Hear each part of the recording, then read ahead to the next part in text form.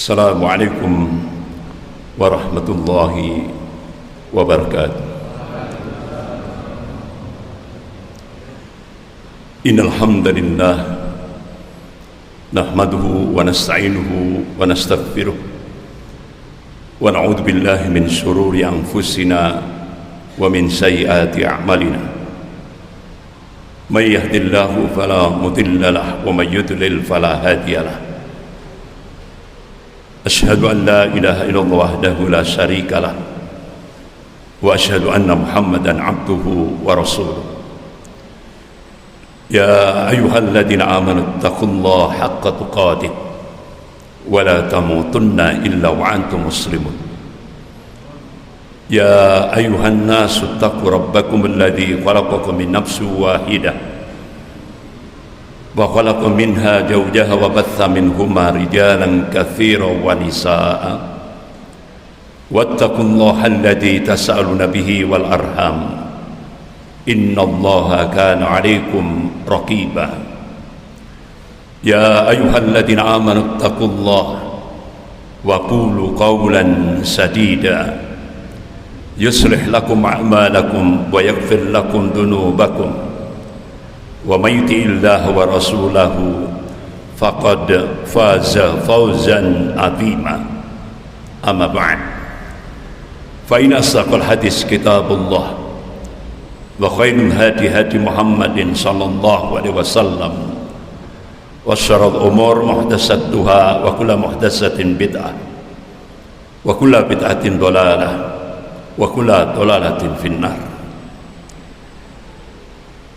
Masyarul muslimin, jamaah subuh Masjid At-Taqwa yang dirahmati Allah, lebih khusus pengurus Dewan Dakwah Islamiyah Kota Probolinggo beserta stafnya dan DKM Masjid At-Taqwa beserta stafnya yang dimuliakan Allah. Puji dan syukur kita panjatkan kehadirat Allah Subhanahu wa taala yang atas rahmat, taufik serta hidayahnya kita masih diberikan nikmatul iman wal Islam. Semoga Allah Subhanahu wa taala senantiasa membimbing kita ke jalan yang lurus, yaitu jalan Shiratal Mustaqim. Dan semoga Allah Subhanahu wa taala senantiasa memberkahi dan merahmati kehidupan kita sampai kita menghadap kehadirat Allah penuh dengan ridho dan ampunannya. Amin ya rabbal alamin. Salawat serta salam semoga tetap tercurahkan pada Rasulullah sallallahu alaihi wasallam beserta keluarga, para sahabat dan pengikutnya yang senantiasa istiqamah dalam memperjuangkan syariahnya, dalam menegakkan sunnah-sunnahnya sebagaimana pemahaman para salafus salih. Ma'asyiral muslimin rahimakumullah, marhaban ya Ramadan, marhaban ya Ramadan, marhaban ya Ramadan. Selamat datang bulan Ramadan, selamat datang bulan Ramadan. Pernah juga Rasulullah memberikan ungkapan dalam menyambut Ramadan, marhaban bil muttahir, marhaban bil muttahir, marhaban bil muttahir. Sahabat tanya, ya Rasulullah, siapa yang dimaksud al-muttahir? Qala al-mutahhiru sahru Ramadan yutahhiru minad dunubi wal ma'asi. Jadi selamat datang hai yang mensucikan. Jadi yang mensucikan itu adalah bulan Ramadan yang bisa mensucikan kita dari dosa dan maksiat. Bapak-bapak, ibu-ibu yang dimuliakan Allah Subhanahu wa taala, sebentar lagi kita akan memasuki Syahrul Mubarak, yaitu Syahrul Ramadan. Mudah-mudahan Allah Subhanahu wa taala memberikan kesehatan, kemampuan untuk beribadah selama bulan Ramadan, keistiqomahan dalam keimanan kepada Allah selama bulan Ramadan, dan menghidupkan sunnah-sunnah Rasulullah SAW selama bulan Ramadan. Dan sampai akhir bulan Ramadan kita hanya bisa berharap kepada Allah, mudah-mudahan kita mendapatkan apa yang dijanjikan oleh Allah Subhanahu wa taala, yaitu satu derajat puncak manusia di sisi Allah, yaitu derajat muttaqin. Amin ya rabbal alamin. Bapak-bapak, ibu-ibu yang dirahmati Allah, kalau kita mencoba untuk membuka kembali bagaimana beberapa kitab-kitab yang ditulis oleh ulama-ulama Ahlus Sunnah tentang bagaimana Rasulullah SAW melaksanakan ibadah saum, ibadah selama bulan Ramadan. Begitu juga para sahabat Rasulullah SAW. Banyak beberapa ulama-ulama ahli ilmu mencoba untuk mengkristalkan, meringkas ada 7 aktivitas amal yang dicontohkan oleh Rasulullah SAW selama menjalani ibadah Syahrul Mubarak, yaitu Syahrul Ramadan. Yang pertama, bapak-bapak, ibu yang dirahmati Allah, yaitu saum Ramadan, puasa pada bulan Ramadan. Sebagaimana dalil yang sering kali kita dengar ketika memasuki Syahrul Mubarak, yaitu Syahrul Ramadan, bahkan tadi dibaca saat sholat subuh oleh imam tadi, yaitu surah Al-Baqarah ayat 183. Allah berfirman, a'udzubillahi minasyaitonir rajim, ya ayyuhalladzina amanu kutiba alaikumus syiyam kama kutiba 'alal ladzina min qablikum la'allakum tattaqun. Ya ayyuhalladzina amanu, hai orang-orang yang aman, yang beriman kepada Allah, yang mewahid, yang mentauhidkan Allah dalam segala aspek kehidupan ini. Kutiba alaikumus syiyam, telah diwajibkan atas kalian berpuasa, kama kutiba 'alal ladzina min qablikum, sebagaimana telah diwajibkan atas orang-orang sebelum kalian, la'allakum tattaqun, agar kalian bertakwa kepada Allah Subhanahu wa taala. Jadi tujuan Allah mensyariatkan ibadah saum pada bulan Ramadan agar kita menjadi manusia yang muttaqin, karena itu merupakan derajat puncak manusia di sisi Allah Subhanahu wa taala. Harta yang kita miliki, jabatan, pangkat, kedudukan yang kita miliki bukan merupakan ukuran tunggal kemuliaan seseorang di hadapan Allah. Akan tapi ukuran tunggal kemuliaan seseorang di hadapan Allah hanyalah ketakwaannya. Inna akramakum 'indallahi atqakum. Sesungguhnya orang yang paling mulia di antara kamu di sisi Allah adalah siapa yang paling bertakwa kepada Allah Subhanahu wa taala. Bapak-bapak, ibu yang dirahmati Allah, sesuai dengan tema kita pada pagi hari ini, saum, puasa dalam lintasan sejarah. Sebagaimana tadi dalam surah Al-Baqarah ayat 183, kutiba alaikumus syiyam kama kutiba 'alal ladzina min qablikum, diwajibkan atas kalian berpuasa sebagaimana telah diwajibkan oleh atas orang-orang sebelum kalian. Jadi ibadah saum pada bulan Ramadan ini ibadah universal. Artinya apa? Ibadah puasa ini telah dilakukan, diamalkan oleh para nabi-nabi sebelum Rasulullah SAW.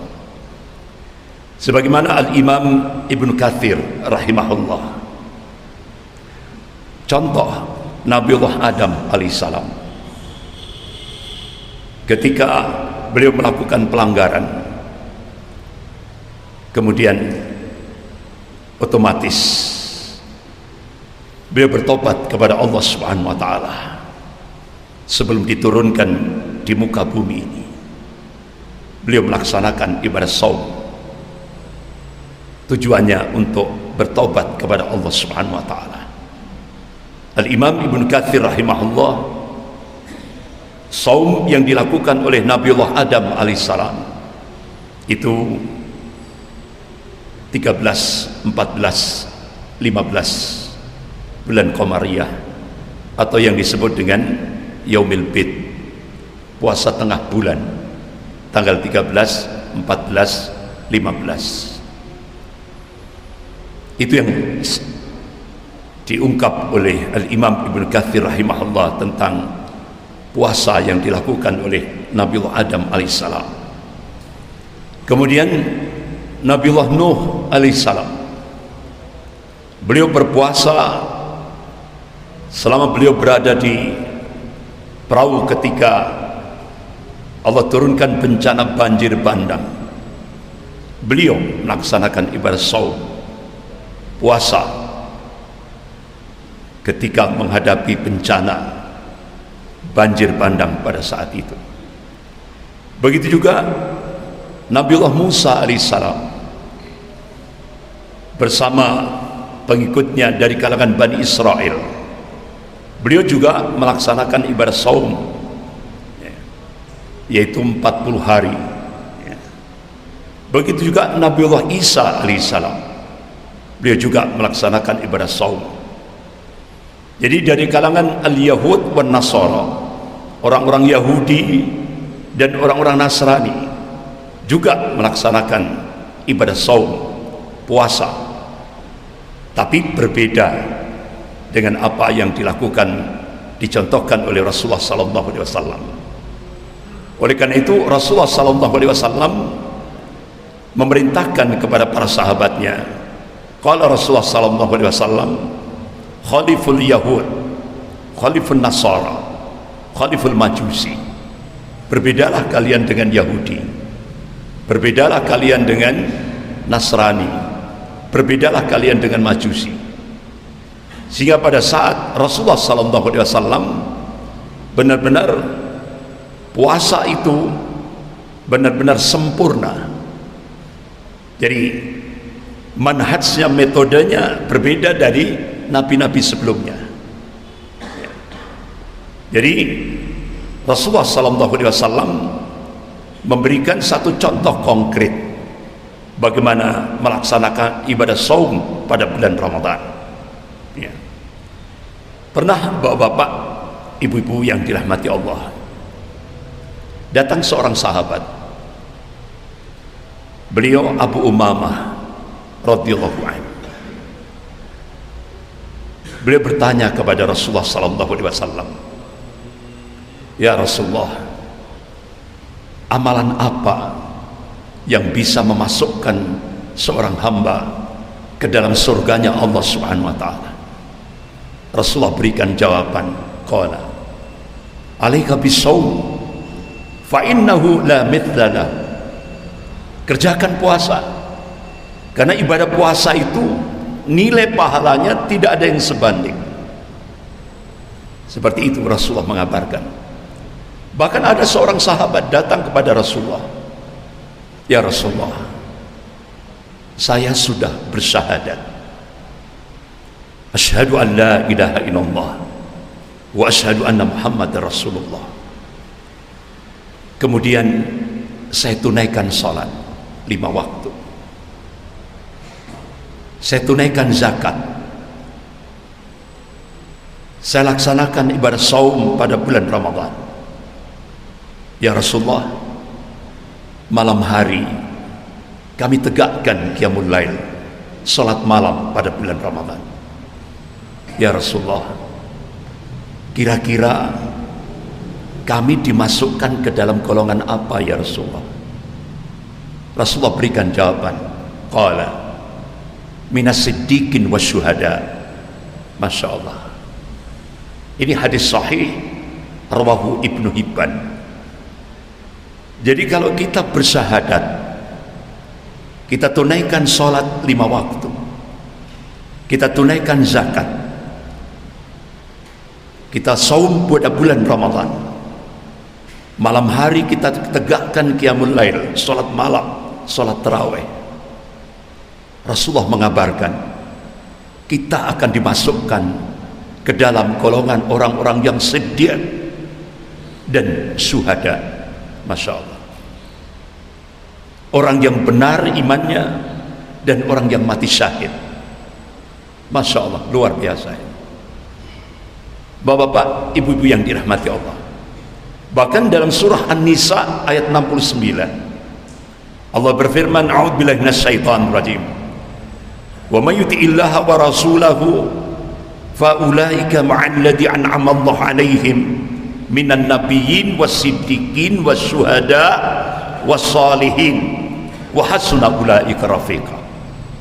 Barang siapa yang taat kepada Allah dan Rasulnya, niscaya nanti di yaumil akhir dia akan dikumpulkan oleh Allah Subhanahu wa taala bersama orang-orang yang dianugerahi nikmat dari sisi Allah. Siapa mereka? Minan nabiyyin, para nabi, was-siddiqin, orang-orang yang siddiq, di bawahnya para nabi, itu orang-orang yang siddiq, orang-orang yang benar imannya, wasyuhada, dan orang-orang yang mati syahid, wassalihin, dan orang-orang yang saleh, wa hasuna ulaika rafiqa, mereka itu kata Allah sebaik-baik teman. Bapak-bapak, ibu-ibu yang dirahmati Allah, jadi Masya Allah, luar biasa apa yang dicontohkan oleh Rasulullah SAW. Terlebih fadilah ketika kita menunaikan ibadah saum pada bulan Ramadan. Bahkan Rasulullah bersabda, qala Rasulullah SAW, fitnatur rajul fi ahlihi wa malihi wa jarihi tukaffiruha as-salah was-siyam was-sadaqah. Ini riwayat Bukhari dan Muslim. Jadi pelanggaran seseorang di dalam keluarganya, hartanya, tetangganya, itu bisa dihapus dengan sholat, puasa, dan sedekah.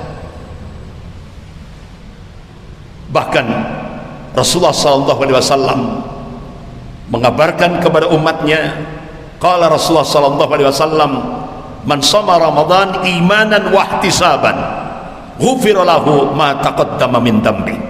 Rawahu Bukhari wa Muslim. Barang siapa yang berpuasa pada bulan Ramadan imanan wa ihtisaban, dengan iman wal ihtisab, semata-mata mengharap pahala dari sisi Allah, ghufira lahu ma taqaddama min dambi, niscaya Allah akan ampuni dosa-dosanya yang telah lalu. Masya Allah, itu fadilah, keutamaan ketika kita melaksanakan ibadah saum pada bulan Ramadan. Ma'asyiral muslimin jamaah subuh rahimakumullah. Kemudian Rasulullah SAW juga memberikan kabar kepada umatnya, puasa sebagaimana Allah mengabarkan semua aktivitas amal setiap hamba Allah itu untuk dirinya, kecuali saum, kecuali puasa. Puasa itu untukku kata Allah, dan aku sendiri yang akan membalasnya dengan pahala dari 10 sampai 700 kali lipat. Nah, Masya Allah, luar biasa. Bahkan Allah siapkan bagi hamba-hambanya melaksanakan ibadah saum pada bulan Ramadan nanti di yaumil akhir satu pintu khusus di jannah, di surganya Allah Subhanahu wa taala. Pintu khusus itu bagi hamba-hamba Allah yang melaksanakan ibadah saum pada bulan Ramadan, yaitu babur rayyan, pintu ar-rayyan, yang disiapkan khusus oleh Allah Subhanahu wa taala di surganya Allah Subhanahu wa taala, yaitu pintu bagi hamba-hamba Allah yang melaksanakan ibadah saum pada bulan Ramadan ini. Bapak-bapak, ibu-ibu yang dirahmati Allah, kemudian aktivitas amal yang kedua yang dicontohkan oleh Rasulullah sallallahu alaihi wasallam, qiyamul lail, salat malam. Qala Rasulullah sallallahu alaihi wasallam, man qama Ramadan imanan wa ihtisaban ghufira lahu ma taqaddama min dambi. Muttafaqun alaih, rawahu Bukhari wa Muslim. Barang siapa yang menegakkan qiyam, ibadah pada malam harinya, yaitu salat lail, salat malam, salat tarawih, imanan wahtisaban, dengan iman wal ihtisab, semata-mata mengharap pahala dari sisi Allah, ghufira lahu ma taqaddama min dambi, niscaya Allah akan mengampuni dosa-dosanya yang telah lalu. Rasulullah sallallahu alaihi wasallam memberikan uswah, terutama sekali ketika salat lail. Kita diberi contoh untuk lebih mengutamakan khusyuk dan tumakninah. Khusyuk dan tumakninah. Insyaallah qiyamul lail kita itu akan membawa dampak dalam kehidupan dunia dan kehidupan akhirat. Bapak-bapak, ibu-ibu yang dirahmati Allah, seringkali ini ada kekeliruan yang itu seringkali diulang-ulang, seringkali diulang-ulang dengan alasan dia akan melanjutkan malam harinya, sehingga ketika imam sampai pada sholat witir itu biasanya makmumnya buyar. Ini kesalahan yang berulang-ulang, padahal itu hadisnya sahih. Itu hadisnya sahih. Jadi kenapa dijadikan imam itu untuk diikuti? Ketika kita mengikuti imam, sampai selesai berarti sampai sholat witir, itu Allah Subhanahu wa taala akan mencatat pahala seperti orang yang sholat malam semalam suntuk. Itu dicatat di sisi Allah seperti orang yang sholat malam semalam suntuk. Tapi hadis ini seringkali disia-siakan, seringkali tidak dijadikan sebagai pijakan. Karena apa? Yaitu tadi, dia ingin malam hari ingin meneruskan lagi. Padahal kalau dari sisi ilmu fikih, kalau dia meneruskan lagi tidak masalah. Karena witir itu cuma sekali semalam, nggak apa-apa. Malam hari dia bangun lagi, dia tunaikan sholat lain, tidak masalah. Tapi hadis ini ada nilai di situ. Jadi ketika kita mengikuti imam sampai selesai, gitu kan, berarti sampai sholat witir, tunaikan sampai sholat witir, ikuti imam. Itu Allah Subhanahu wa taala mencatat nilai pahalanya seperti orang yang sholat malam semalam suntuk. Jadi ini yang kadang-kadang seringkali dianggap sepele, padahal itu nilai pahalanya besar. Seperti orang yang sholat malam semalam suntuk, luar biasa. Nah, jadi itu, bapak-bapak, ibu-ibu yang dirahmati Allah. Kemudian aktivitas amal yang ketiga yang dicontohkan oleh Rasulullah SAW, yaitu tadabbur Quran. Tadabbur Quran, terlebih pada bulan Ramadan yang mubarak ini, ketika kita baca Al-Quran, Kita baca Al-Quran, satu huruf ada nilai pahala, ya kan? Apalagi bulan Ramadan, Masya Allah, luar biasa.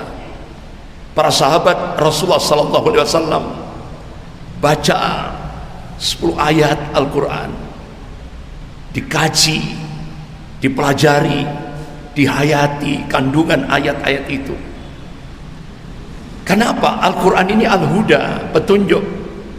Al-Quran ini ya petunjuk dalam kehidupan, semua aktivitas kehidupan kita. Al-Quran adalah asy-syifa, penyembuh dari segala macam penyakit, mau fisik maupun non fisik. Nah, Masya Allah, kalau itu kita amalkan, Al-Quran kita amalkan, Masya Allah, itu ada nilai plus-plus di hadapan Allah.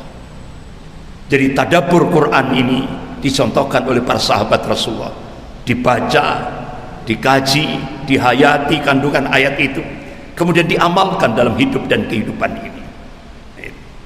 Jadi Masya Allah, nilainya plus-plus di hadapan Allah. Bahkan sampai Rasulullah mengabarkan, qala Rasulullah sallallahu alaihi wasallam, as-siyam wal Quran. Puasa kita, bacaan Al-Quran kita, syafi'an li ashabihi, itu bisa menjadi syafaat bagi yang membacanya nanti di yaumil akhir. Jadi puasa kita, bacaan Al-Quran kita, itu jadi syafaat, jadi penolong kita nanti di yaumil akhir. Apalagi pada bulan Ramadan, Masya Allah. Bapak-bapak, ibu-ibu yang dirahmati Allah, di Banten itu Maduranya Jawa Barat, gitu ya. Banten ini Maduranya Jawa Barat. Jadi seperti itu dilaksanakan, coba di riset, di survei, yang bisa baca Al-Quran kelas menengah ke atas, yang bisa baca Al-Quran 70%. Kemudian yang bisa baca tapi dia paham apa yang dibaca itu, dia pahami apa yang dia baca itu 30%. Jadi 70% bisa baca, yang bisa memahami bacaan Al-Quran itu 30%. Kemudian dilakukan riset lagi, yang mengamalkan Al-Quran tinggal 3%. Berarti itu, padahal itu Banten, Maduranya Jawa Barat. Berarti ini menjadi cambuk bagi kita. Berarti kan Al-Quran tidak hanya segera dibaca, tapi dipahami, dikaji, dan diamalkan. Itu Pak. Dan ternyata setelah dilakukan riset di Banten, yang mengamalkan Al-Quran cuma 3%. Yang bisa baca 70%, yang baca memahami 30%. Kemudian dalam tataran pengamalan Al-Quran 3%. Miris sih. Nah, itu. Padahal Al-Quran tidak hanya sekedar dibaca, dihafal, dipelajari, tapi diamalkan. Karena Al-Quran ini wajib bagi hamba-hamba Allah, wajib bagi kaum muslimin, dijadikan sebagai way of life, jalan kehidupan. Al-Quran. Apalagi pada bulan Ramadan. Bapak-bapak, ibu-ibu yang dirahmati Allah. Kemudian yang keempat, aktivitas amal yang dicontohkan oleh Rasulullah SAW, yaitu sedekah. Qala Rasulullah SAW, afdal sedekah fi siyami Ramadan. Jadi sedekah yang paling afdal pada bulan Ramadan. Sedekah yang paling afdal itu pada bulan Ramadan.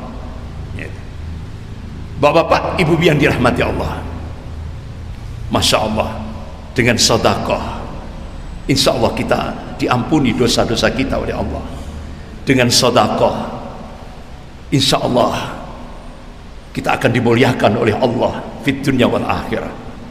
Dengan sedekah itu insya Allah akan bisa menjadi kebahagiaan kita ketika kita berada di alam barzakh, di alam kubur.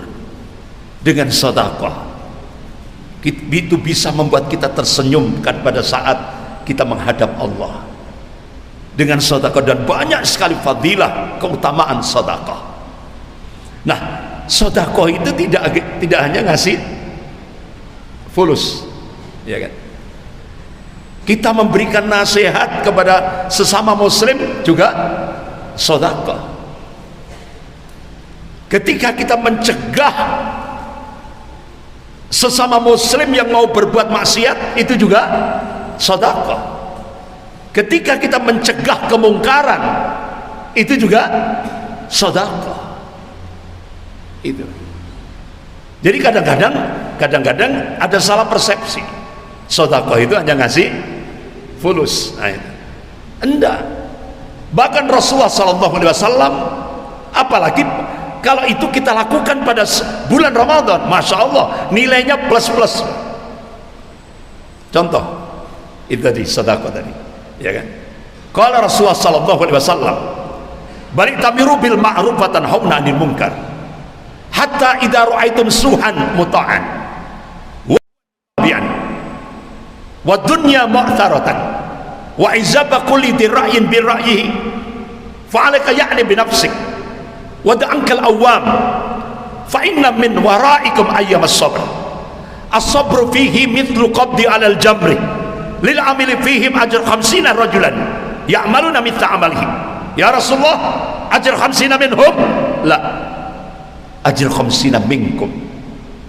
Ini hadis sahih rawahu Abu Dawud, dan hadis ini banyak dijadikan bahan diskusi oleh ulama-ulama hadis, ulama-ulama ahlu sunnah. Kenapa? Nilai pahalanya besar sekali, apalagi kalau kita kerjakan pada bulan Ramadan. Balik tamiru bil ma'ruf wa tanhauna 'anil munkar. Bahkan kalian harus tetap ngajak orang untuk berbuat yang ma'ruf, berbuat yang baik, dan mencegah dari yang mungkar. Hatta idza ra'aitum suhan muta'an, hingga kebakilan itu sudah ditaati. Bahkan jadi fenomena di tengah masyarakat kita. Wa huwa mutabi'an, hawa nafsu sudah diikuti, dan itu sudah jadi fenomena di tengah masyarakat kita. Wa dunya mu'taratan, kehidupan dunia lebih diutamakan daripada kehidupan akhirat, dan itu sudah jadi fenomena di tengah masyarakat kita. Wa izaba kulli dira'yin bi ra'yihi, manusia sudah lebih banyak membanggakan ra'yunya, akalnya, pendapat-pendapatnya daripada ayat-ayat Allah dan sunnah Rasulnya. Dan itu sudah jadi fenomena di tengah masyarakat kita.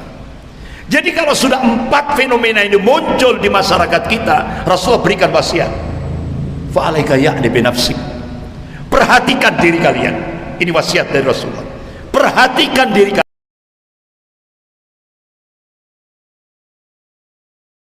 Artinya ulama-ulama hadis menafsirkan,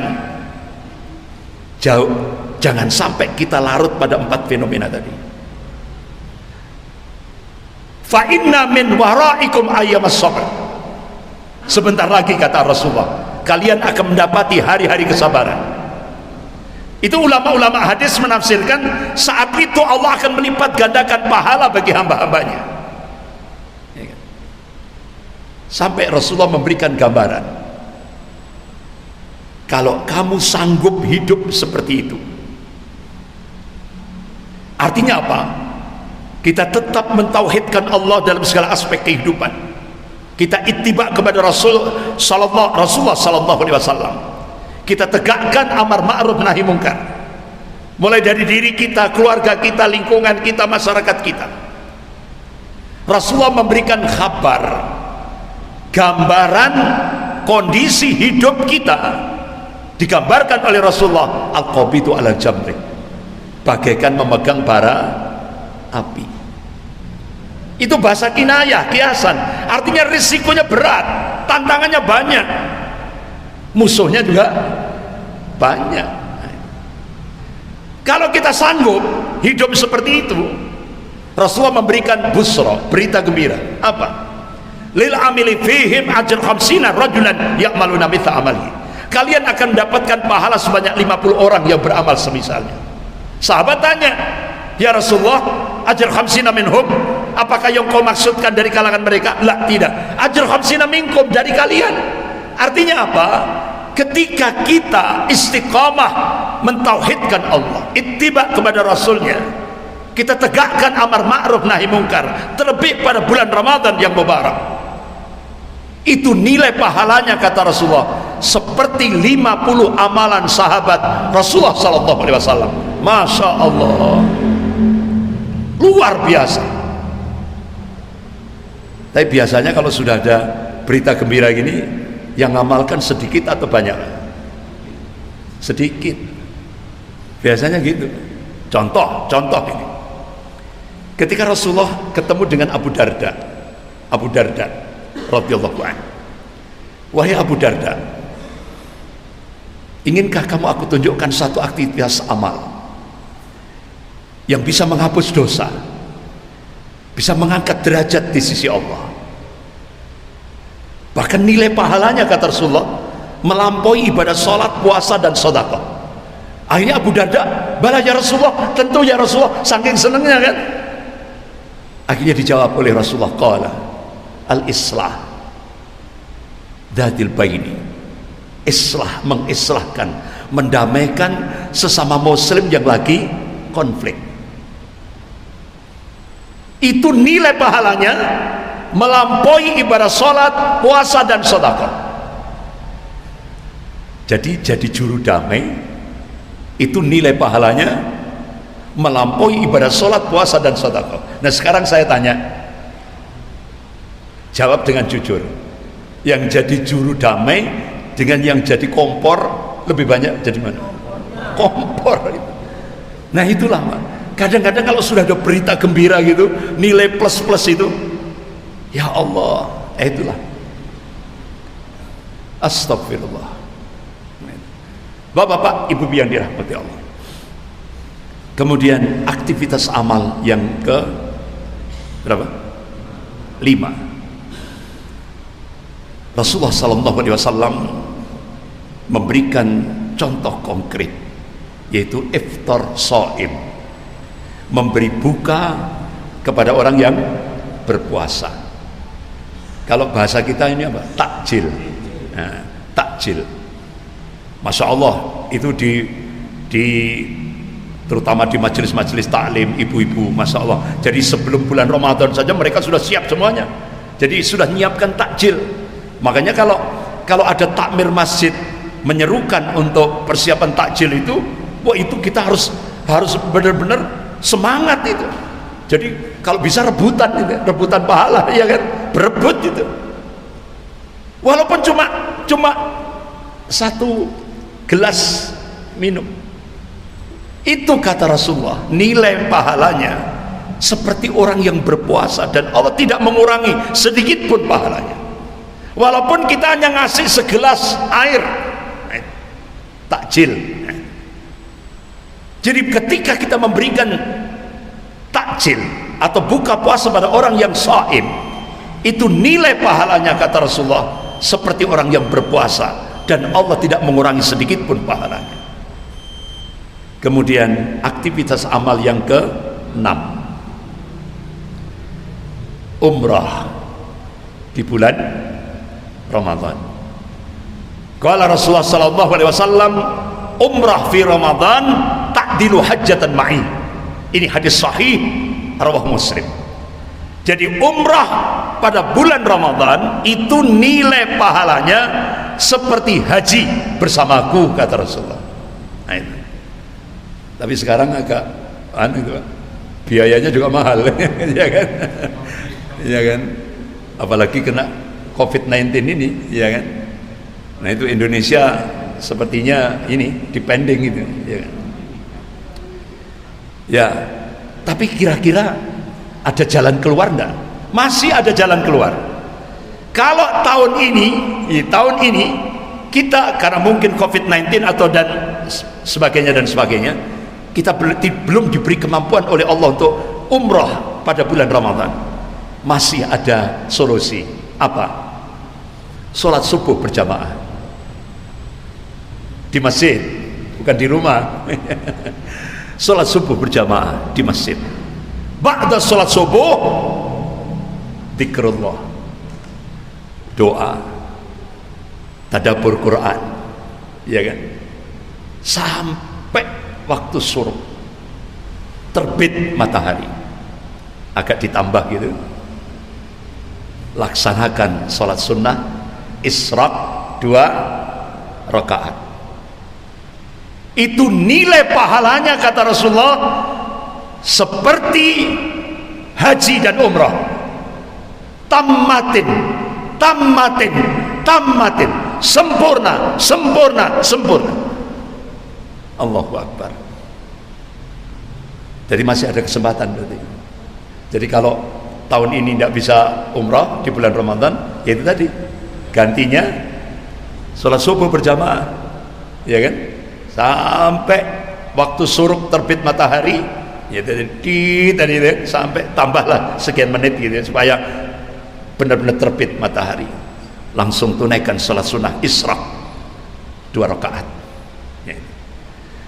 Yang terakhir, bapak-bapak, ibu yang dirahmati Allah, aktivitas amal yang dicontohkan oleh Rasulullah SAW yang ketujuh.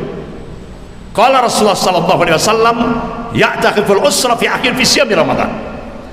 Biasanya Rasulullah mengakhiri 10 hari terakhir pada bulan Ramadan, yaitu dengan melaksanakan ibadah sunnah i'tikaf, berdiam diri di masjid dalam rangka taqarrub ilallah, mendekatkan diri kepada Allah Subhanahu wa taala dengan ibadah baik fardu maupun sunnah. Jadi bapak-bapak, ibu-ibu yang dirahmati Allah, biasanya Rasulullah SAW dan istri-istri beliau, ya kan, itu melaksanakan ibadah sunnah i'tikaf di masjid. Jadi biasanya hari ke-20 ba'dal subuh Rasulullah sudah masuk masjid untuk i'tikaf. Jadi memang yang idealis itu Pak, ideal 10 hari itu full gitu ya. Jadi 10 hari itu full, itu yang ideal gitu ya, yang ideal. Dan tempatnya saja ulama-ulama ahli sunnah, ulama-ulama ahli ilmu, itu tempatnya yang paling afdol pertama kali Masjidil Haram, Masjid Nabawi, Masjidil Aqsa. Nah kalau di Indonesia, masjid yang di situ digunakan untuk sholat 5 waktu dan sholat Jum'ah, itu boleh digunakan untuk sholat ibadah i'tikaf. Atau masjid yang di situ digunakan untuk sholat 5 waktu, boleh. Nah, bapak-bapak, ibu yang dirahmati Allah, memang kalau masuk masalah fikih itu memang kalau sudah niat i'tikaf, ya kan, niat i'tikaf itu kan Rasulullah mengikatkan tali pinggangnya. Artinya apa? Kalau sudah i'tikaf, sudah 10 hari itu kita sudah tidak boleh hubungan sama istri itu, ya kan? Kalau kita 10 hari kita hubungan, ya sudah batal i'tikaf kita. Nah itu makanya benar-benar Rasulullah itu kalau keluarnya cuma buang hajat, kemudian masuk kembali. Dan selama i'tikaf tidak boleh terus akhirnya kita ada orang jenazah terus kita enggak boleh. Jadi benar-benar ini benar-benar fokus pada i'tikaf itu. Nah sekarang bapak-bapak, ibu yang dirahmati Allah, nah kira-kira itu kan idealnya seperti itu. Nah bagaimana syarat minim i'tikaf? Itu ulama fikih membolehkan minim 1 jam, membolehkan ini. Jadi masuk, biasanya kan ada orang yang ngambil malam harinya, ya kan, saat minim 1 jam masuk masjid, sholat, ya kan, sholat sunnah, baca Quran dan sebagainya, minim 1 jam, itu sudah dinilai dia sudah melaksanakan i'tikaf. Minim 1 jam, itu ada ulama fikih seperti itu memberikan. Jadi istilahnya itu fattaqullaha mastata'tum, maka bertakwalah kepada Allah sesuai dengan kemampuan. Kalau cuma Ustaz, bisanya saya subuh, ya kan, bisanya subuh, tapi kalau bisa sebelum subuh, ya kan, karena itu waktu-waktu ijabah itu kan 1 jam sebelum subuh. Itu waktu-waktu yang ijabah. Kenapa? Karena Rasulullah mengabarkan yanzilu rabbuna ila sama'i dunya thuluthul lail akhir. Allah turun di langit bumi pada 1/3 malam, 2/3 malam akhir. Itu ulama-ulama Ahlus Sunnah menafsirkan 1 jam sebelum subuh. Itu gunakan itu. Nah, sampai sholat subuh, sampai sholat sunnah Isra. Nah, itu masya Allah lebih bagus. Memang idealnya itu full, ya kan? Tapi kembali lagi, fattaqullaha mastata'tum, maka bertakwalah kepada Allah sesuai dengan kemampuan. Saya kira gitu, bapak-bapak, ibu-ibu yang dirahmati Allah. 7 aktivitas amal yang dicontohkan oleh Rasulullah selama bulan Ramadan. Mudah-mudahan apa yang kita kaji ini bisa menambah semangat kita untuk menghidupkan sunnah Rasulullah selama bulan Ramadan yang akan datang ini. Dan jangan sampai apa yang diingatkan oleh Rasulullah, banyak orang yang berpuasa, ya kan, tapi tidak mendapatkan apa-apa kecuali al-ju' wal atos kecuali lapar dan dahaga. Nah, berarti apa? Berarti dia niatnya yang salah, kemudian dia tidak mencontoh apa yang dicontohkan oleh Rasulullah SAW. Saya kira gitu, saya serahkan kepada Ustaz Suhada.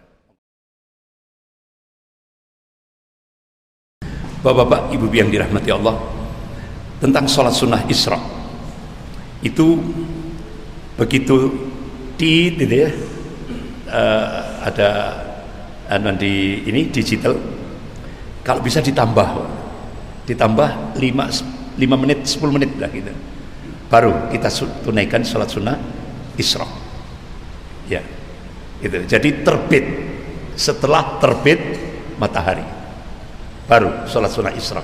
Karena kalau sebelum itu kita ada larangan, ya kan, ada larangan untuk sholat baik ba'dal asar maupun ba'dal subuh. Tapi setelah terbit matahari itu kita lakukan sholat sunnah Isra. Kemudian sholat witir. Sholat witir itu kan dari istilahnya kalau sudah masuk fikih gitu ya, semua punya dalil, semua benar. Yang salah yang tidak sholat. Ya, itu. Jadi semua punya dalil, ada yang 2, 1, ada yang 3 langsung, iya kan? Itu. Jadi witir itu ganjil. Tapi begini Pak, ada kebetulan beliau ini seorang imam. Jadi beliau seorang imam, ya kan? Nah, malam hari beliau jadi imam gitu ya, jadi imam. Nah, setelah beliau ngimami yang pertama, ngimami yang pertama, beliau minta dari takmir untuk ada yang jadi imam sholat witir. Beliau ikut, witirnya ikut, ya. Tapi setelah imamnya itu salam, beliau tambah 1 rakaat, genap kan berarti. Nah, karena beliau punya tugas malam hari jadi imam. Artinya jam 2 malam itu. Jam 2 malam, jam 3 malam itu. Jadi beliau ada tugas gitu. Tugas untuk ngimami. Boleh. Itu kiat saja. Sehingga akhirnya dia ikut witir bersama imam. Tapi satu sisi itu tadi, karena beliau sebagai tugas imam jam 2 malam, jam 3 malam, beliau tambah 1 rakaat. Jadi artinya genap kan? Berarti beliau bisa ngimami sampai sholat witir nanti. Nah itu kiatnya seperti itu. Kalau sudah masalah fikih itu banyak sekali. Makanya seringkali saya sampaikan, insya Allah semuanya punya dalil. Yang salah yang tidak sholat. Saya kira gitu. Bapak-bapak, ibu-ibu yang dirahmati Allah, bagaimana bolehkah sholat sunnah Isra tadi dikerjakan di rumah tadi dengan alasan itu tadi sholatnya perempuan itu lebih afdal di rumah. Ada ulama fikih gitu ya, ulama fikih Beliau juga ulama kibar juga, ya, ulama besar juga gitu. Jadi karena itu tadi alasan-alasannya syar'i, itu insya Allah dapat pahalanya, insya Allah dapat pahalanya itu. Jadi insya Allah dapat Bu pahala sholat sunnah isra. Walaupun kalau kembali kepada tekstual hadis itu dilaksanakan di masjid. Tapi kini ada hal yang daruriyah itu tadi ya, karena mungkin lebih mempertimbangkan keafdalan wanita sholat di rumah. Jadi ada ulama fikih menyatakan boleh, insya Allah dapat pahalanya, dapat Bu. Itu. Ya, monggo silakan. Ya. Jazakallah khair. Bapak-bapak Ibu yang dirahmati Allah. Yang pertama tadi kita hadisnya itu qala Rasulullah sallallahu alaihi wasallam innar rajul idza shalla ma'al imami hatta yansarifa kutiba lahu qiyamul lailatin. Jadi seseorang sholat bersama imam, artinya berjamaah sholat lail itu sampai selesai hatta yansarifa, ya, kutiba lahu qiyamul lailatin, niscaya Allah akan mencatat baginya pahala seperti sholat semalam suntuk. Ini hadis sahih. Nah, kita kan sholat witir bersama imam tadi selesai, malam hari kita bangun, tunaikan, monggo ditambah sholat lain, monggo silakan, tapi nggak usah sholat witir, karena witir cuma sekali dalam semalam. Witir sudah diikut sama imam di masjid tadi, jadi nggak perlu witir lagi. Lail, sholat lailnya saja, monggo silakan. Nah, itu. Kemudian yang kedua tadi, pertanyaan kedua apa tadi itu? Nah, jadi Rasulullah SAW beliau pada saat Ramadan sholat taraweh di masjid. Satu saat beliau sholat taraweh di rumah. Itu tujuannya apa? Rasulullah khawatir itu dianggap wajib. Nah, itu dianggap hal yang wajib. Itu saja konteks hadis itu, konteks apa yang dicontohkan oleh Rasulullah SAW.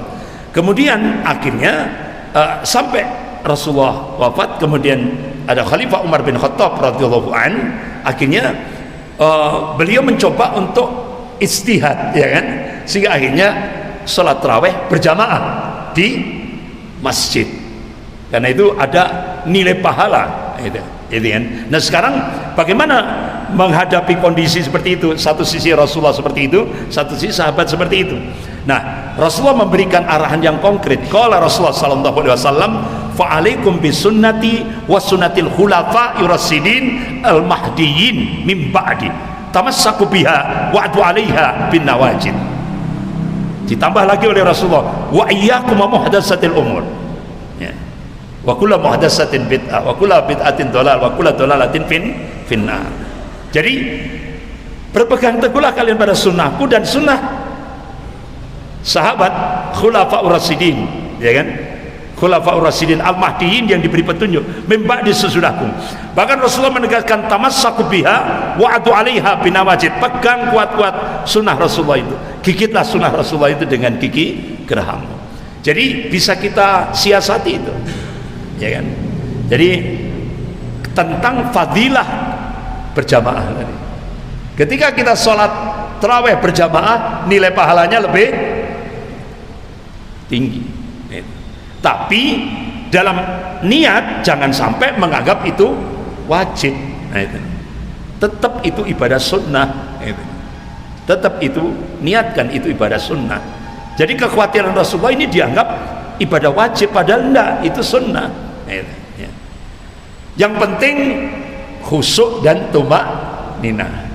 Soalnya di Jawa Timur ini ada yang 7 menit tuh. Jadi paling kilat, super kilat. Super kilat gitu. Jadi perlu dievaluasi. Jadi khusyuk dan tumak-ninah.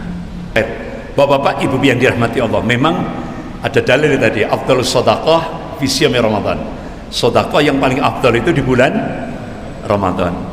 Nah, kalau kita tunaikan pada bulan Ramadan, memang insya Allah nilainya plus itu di hadapan Allah. Jadi paman nunggu sih tak bulan Ramadan aja ya kan? Nah itu tidak apa-apa, karena mencari keafdalan itu tadi tidak apa-apa, ya tidak apa-apa. Monggo silakan Pak. Assalamualaikum warahmatullahi wabarakatuh. Waalaikumsalam. Kebetulan rumah saya agak jauh dari masjid, ya. Namun di lingkungan kami itu ada musola. Terus kemudian bolehkah kita iktikaf di musola karena pada masjid itu? Ya. Itu saja, terima kasih. Ya. Jazakallahu khair. Bapak-bapak, ibu yang dirahmati Allah, ulama-ulama ahlus sunnah itu sampai memberikan tingkatan-tingkatan tempat yang boleh digunakan iktikaf. Yang paling afdal Masjidil Haram, Masjid Nabawi, Masjidil Aqsa. Kalau di Indonesia, masjid yang digunakan untuk sholat 5 waktu dan sholat Jum'ah. Kemudian masjid yang digunakan untuk sholat 5 waktu saja, berarti musola itu Pak, ya kan? Boleh digunakan untuk iktikaf, boleh.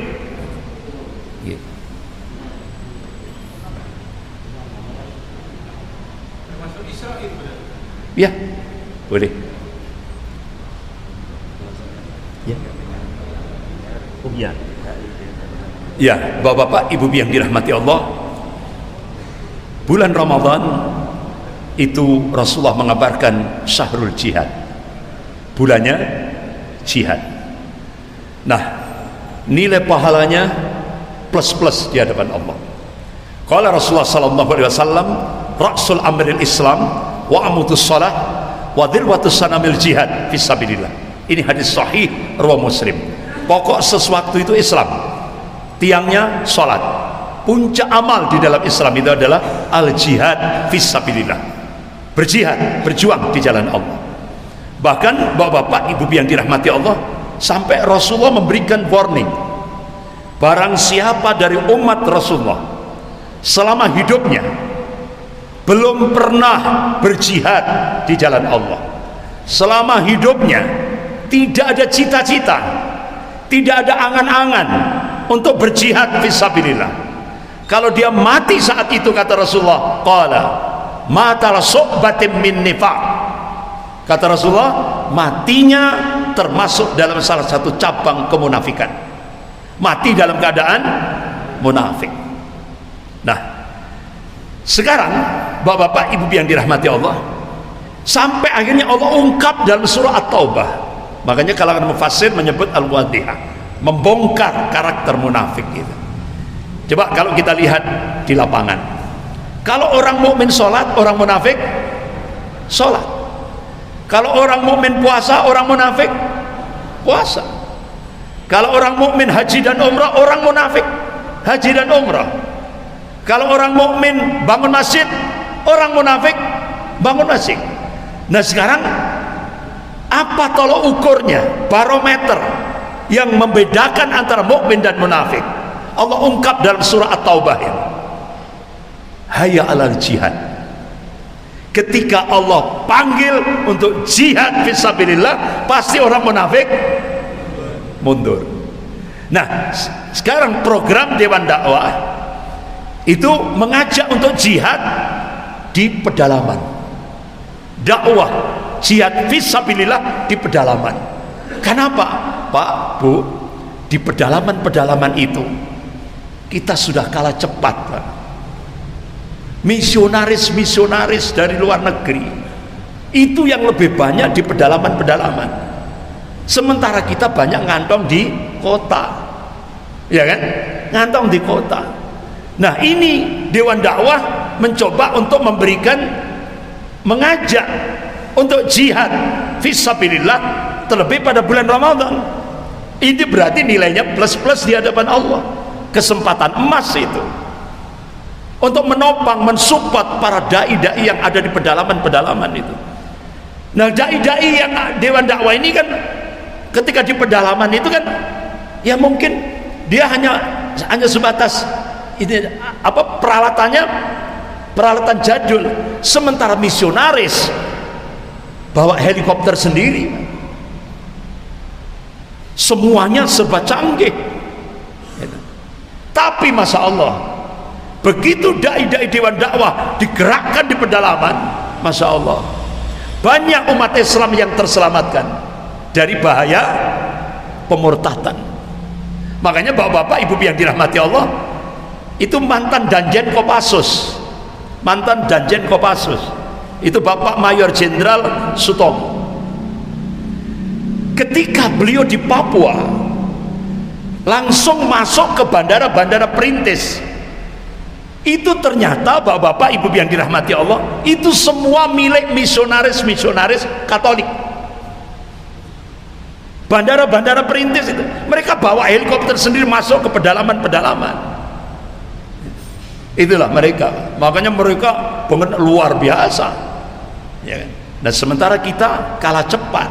Makanya ini terobosan dari Dewan Dakwah Islamiyah Indonesia Pusat, yaitu untuk memasukkan dai-dai ke pedalaman. Ya otomatis Pak, ini pekerjaan berat itu di pedalaman. Di pedalaman itu kan hutan belantara Pak, ya kan, kita babat alas itu, ya. Makanya ini kesempatan emas bagi kita untuk menyisihkan mal-mal kita. Karena apa? Rasulullah bersabda, qala Rasulullah sallallahu alaihi wasallam, man jahaja ghasiyan fi sabilillah faqad ghaza. Barang siapa yang membantu orang yang berjihad di jalan Allah, maka dia terhitung ikut berjihad di jalan Allah. Jadi dai-dai pedalaman, terus sementara kita yang di Probolinggo kita sisihkan mungkin 10.000, 50.000, 100.000. Rasulullah mengabarkan nilai pahalanya sama di hadapan Allah. Yang menyerahkan infak dengan yang ada di pedalaman, dai-dai yang pedalaman, nilai pahalanya sama di hadapan Allah. Yang berjihad di lapangan dan yang berjihad dengan mal-malnya. Ini kesempatan emas, apalagi bulan Ramadan. Insya Allah Allah akan melipat